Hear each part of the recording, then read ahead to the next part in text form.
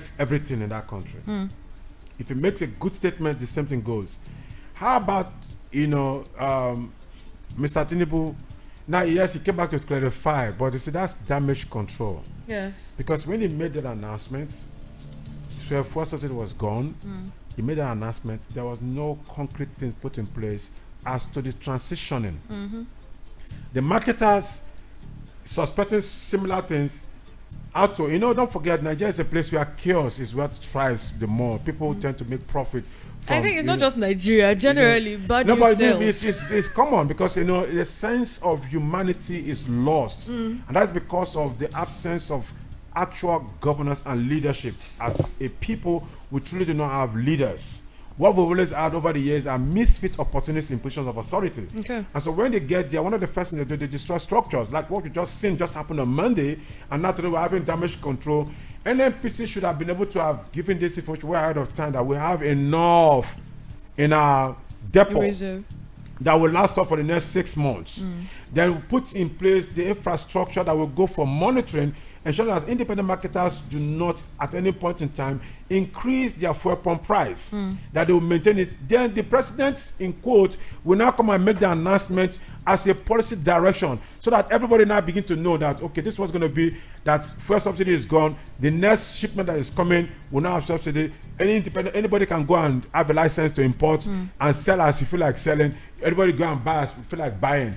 Now, when you're doing that, you also want to be sure that there is a good public transport system, land, water, air, and sea, and whatever you want to, and the rail.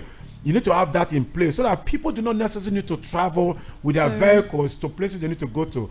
Today, you find the increase in high traffic on our roads. It is because everybody has to go somewhere and they need to use their vehicle. But there's a good public transportation system. Nobody wants to drive. That's why you see the likes of David Cameron, the former prime minister, using the rail or the bus in UK because the system works. People buy their ticket for 1 year. I mean, I was in London. I had to get a ticket for 2 weeks. I was going to be there to move around. I mean, all around tickets. I mean, so you have that put in place because the system works. So if we have a system like that put in place, it means that we will not feel the brunt. So luxury need to be financed. So if you want to drive your vehicle, you have the money, of course, to drive your vehicle. Absolutely. And you buy the fuel as is. So such amounts of money, imagine how much 2.8 trillion would do in this economy. Yeah. That today we have graduates coming out from our universities and don't have jobs. Okay, so just hold that thought right there, because that is one of the questions we're going to be addressing, how this affects the high rate of unemployment, and we see a lot of Market unemployed. Yes, a lot of unemployed are going into business now. We have a lot of small, medium SMEs, enterprises, right? So we are going to come back to that. I just want to quickly read the quoted speech of the president in what you referred to as damage control. These are the words of the president. Bola Ahmed Tinubu. He said, the public is advised to note that President Bola Tinubu's declaration that subsidy is gone is neither a new development nor an action of his new administration. He was merely communicating the status quo, considering that the previous administration's budget for fuel subsidy was planned and approved to last for only the first half of the year. Effectively, this means that by the end of June, the federal government will be without funds to continue the subsidy regime, translating to its termination. The panic buying that has ensued as a result of communication is needless. It will not take immediate effect. So these are the words of the president. Would you say that this is necessary? Is this a necessary action taken by his administration? Imagine if to clear the air. Imagine if Mr. Bola Tinubu had come back. President Bola Ahmed. No, it's the president of the country. Yes. But I didn't call him with his first name. So, yes, that works. So if he had come back by himself to make this statement and say, Nigerians, I'm sorry you do not understand what I said. What I meant was that because of this provision, it will actually affect the polity in such a way that people will begin to adjust. I don't think it's basically panic buying. There's something we don't understand about Nigerians. We hardly have things available for us. So the slightest opportunity. On Sunday, I was coming back home from church with my kids, and I said to them, let me buy fuel, let me top up my car, fill up the tank. There's a possibility that there's fuel scarcity from the week. I said to them. So on Monday when it happened, I said, they said, Daddy, I said, well, I told you because I sensed it that it was going to be it. Since there's going to be a new administration coming, we don't know what's going to be.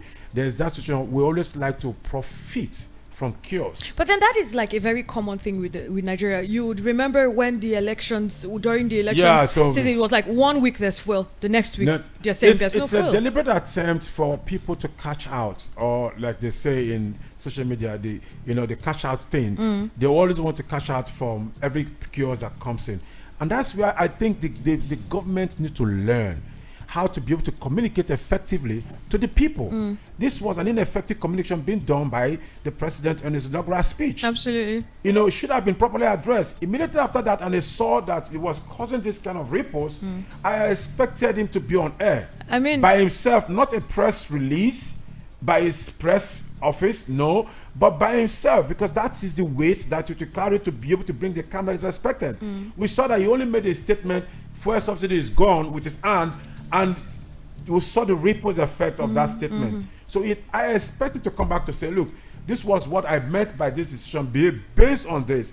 Then they should have been able to, knowing that the president was going to make that statement in his speech, there should have been a pre-engagement with the stakeholders, with the publics. They have very good public relations managers with him. Yeah. I expected a good reputation management to have taken place. That before you make this kind of pronouncement, you should have been able to engage the publics. So the stakeholders need to be engaged. So prior to this speech, knowing that this was going to be made, all they needed to do was to be able to get the agencies of government responsible for this kind of things, that the Nigerian mainstream people, their NNPC on the other side. So look, this is going to come up. They would have been able to educate the public by engaging the marketers on one hand, engaging the public, what they call them, the civil society organizations on another hand, engaging other groups to say this is our situation. We're in a dire situation, and we need to be able to stop this. By the time these people take it, they will not. NLC is there. You get all of them on board. Look, this is going to June. That's the ending of this subsidy thing that we are looking at. And so this comment coming, we don't know if they're going to release some money for us to continue with the subsidy. If they don't, then this is our situation. People will have been well informed. People will have been psychologically prepared.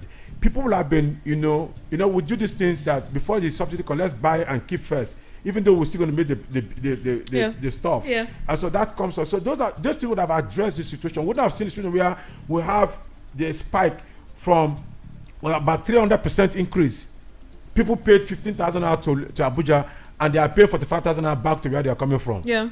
How do you explain that? And that has a ripple effect in our economic situation, because every good you find in the market will go up. Goods and services will go up. I mean, so anybody who set up business will also put the cost. Now, who suffers for it? The consumer is the only person that pays for everybody. Yeah. And so if you're someone who does not have anything you produce or anything you sell, then you continue to be paying heavily for the service of every other person. I mean, that's going to lead us to what I said we're going to look at furthermore in the show, which now is a great time for how this pronouncement affects small, medium enterprises, how it affects everyday life. It's a shocker. It's like if you're traveling on sea. I'm a fisherman, and I like to give an analogy. If you're traveling on sea and suddenly you have this storm coming up and you're not prepared for it, if you don't have the right lifeboat, you don't have the right veil to be able to, if you don't have the capacity, there's a chance that possibility that your boat is going to capsize. Yeah. So you need to have this key set. So small, medium enterprises now need to be able to bring in their thinking cap on how to survive. So price adjustment will come in for sustainability of the business. But before that takes place, they need to be able to engage their customers so that they know. Don't say they should know that things are expensive, or no. The people are expecting that they will have better deals. So what you want to do is to engage your customers. Let them understand that what is coming is going to come up. If you need to be able to stock up before, you can do it. So you start the transition. So the only way they can survive is to start their own transition, and not necessarily trying to take advantage of the situation and ripping off the general public, because it can backfire. But they follow through the process and follow the body language of the government, the current government in place. and they run through it, and that will go a long way to give the cushioning effect. Then for the government part, what they need to do through the agencies responsible to manage or regulate these small and medium enterprises, all they need to do is start beginning to engage in them on how to be able to give certain kind of grants or loans that makes it easier for them to buy things that they can transit with without necessarily putting the wage bill on them. Because imagine you bought goods for 1 million naira, then you go to the market, it's 3 million naira. How do you, and after selling, your profit is just about 300. So how do you get money to, go back to buy the same good that you bought for 1 million naira that you sold for 1.3? At the end of the day, so you have only 300,000 naira profit, which is not enough to add up to buy new things. So grants need to come in, or loans need to come in, single digit or whatever it is, they need to come in to help them to buy so they can restock to meet up with the customers' need, so as the business continue. If they can't restock, then business will close. Then they also need to be able to create some kind of tax breaks that instead of paying the amount of money they pay for the tax they used to pay prior to this new increment and all of the changes, they need to give them tax breaks so that they, like 1 year, let them not pay those taxes so that they can transit successfully. Because if they continue to pay those taxes, then it means they can't sustain the business. It's for sure. That's why a lot of businesses fail in this part of our world, because there are too many taxes. Good thing, he said he was going to look at, they're going to be a review of multiple taxations and all of this. So we hope that they live up to that, and we hope that the government will last if the court will not take them out of the place. And if they are there, then fine, they should be able to do the right thing. I mean, that's super amazing. Would you agree with people that say that the problem of Nigeria is Nigerians? We do have there's a greed factor to play. A lot of people would now be looking to use this opportunity to reap other people off in different forms of business. Even life, before it is done. The first rule of life is survival. It's a natural instinct in every human being. Now, when you have a system that lacks leadership, greed is secondary, because it starts from the top. Unfortunately, because our family value systems are actually eroded, there are no virtues that people live up to understand the place for humanity.